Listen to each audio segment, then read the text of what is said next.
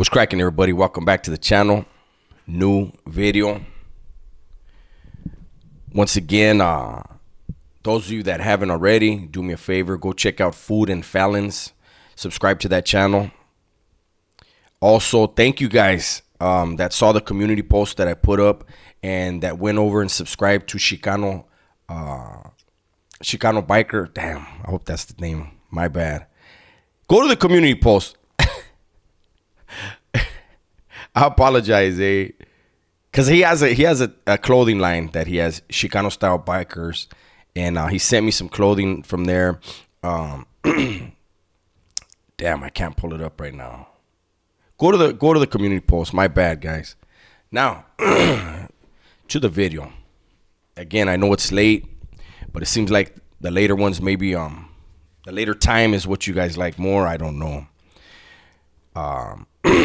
But today's video, I have a scenario for you. I have a question for you. And then I have maybe an answer, right? Or at least something to make you think. That's what it's all about on this channel, right? To try to provoke some kind of positive thinking or make you see things maybe different than you would have normally. Now, excuse me, I just finished eating. So, as those of you that have been to the joint know, it's a dog-eat-dog world. I don't even know why I have these headphones on. My bad. Hold on. It's a dog-eat-dog world. It's not a place to find sympathy. If you want to find sympathy in the joint, you can find it in the dictionary. Because other than that, everybody's got to pull their weight, do what they do. Now, I remember this question. I heard it throughout my stay in prison.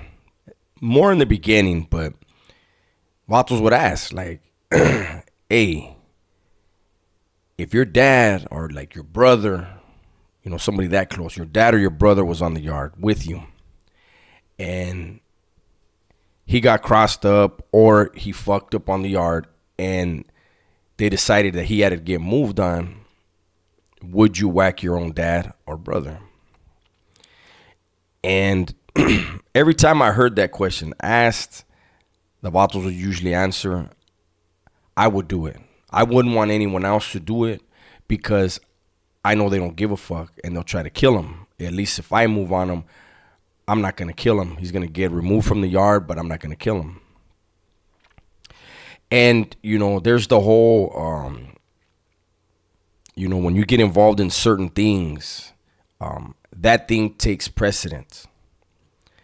That thing comes before your family, before God, before anything. It's that thing, right? You guys know what I'm talking about. And there are dudes that are trying to become part of those organizations, and so they feel the mindset should be, it does not matter who it is. If they make me do my job, I'm going to do it. That's the way they look at it, right?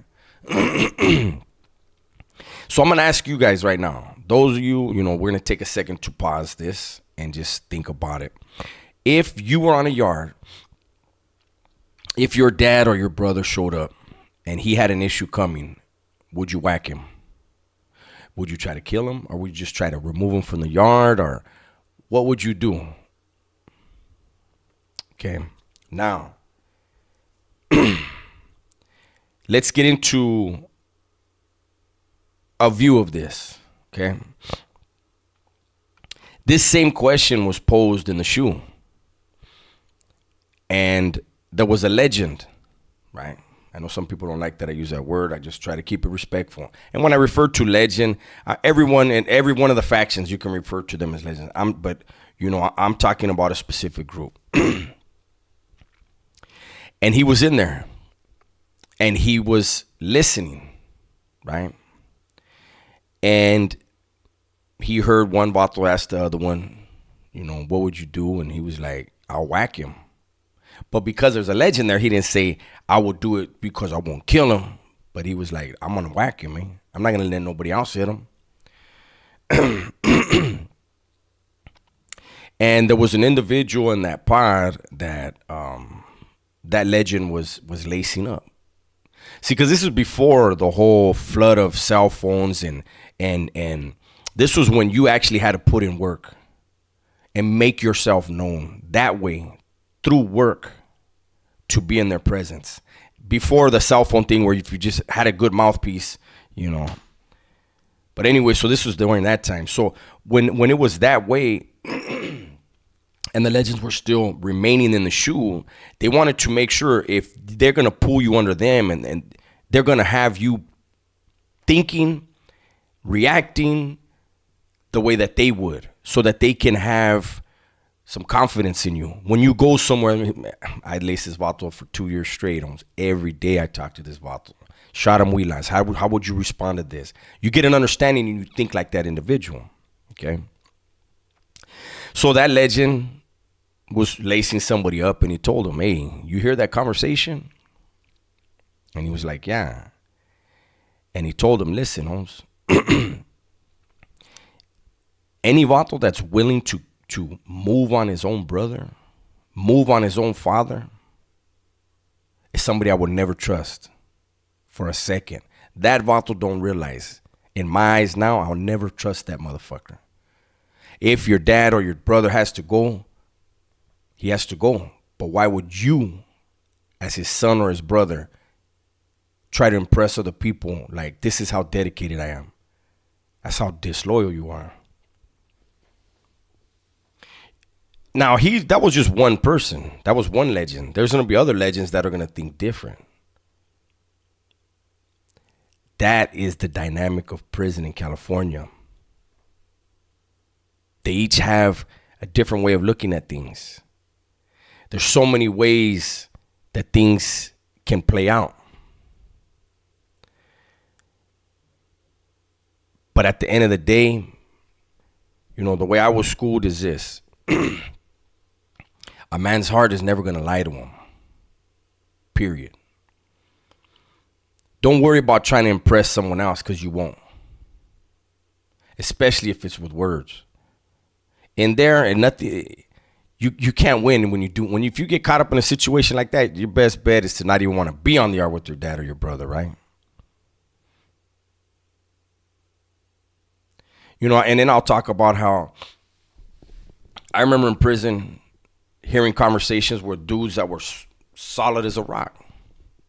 And they would straight out say, they would ask another homie, like, hey, whenever you hear that a pegada is going to go down, do you ever wonder if it's going to be you? And vatos would be honest, because it's their camarada, and they would say, hell yeah.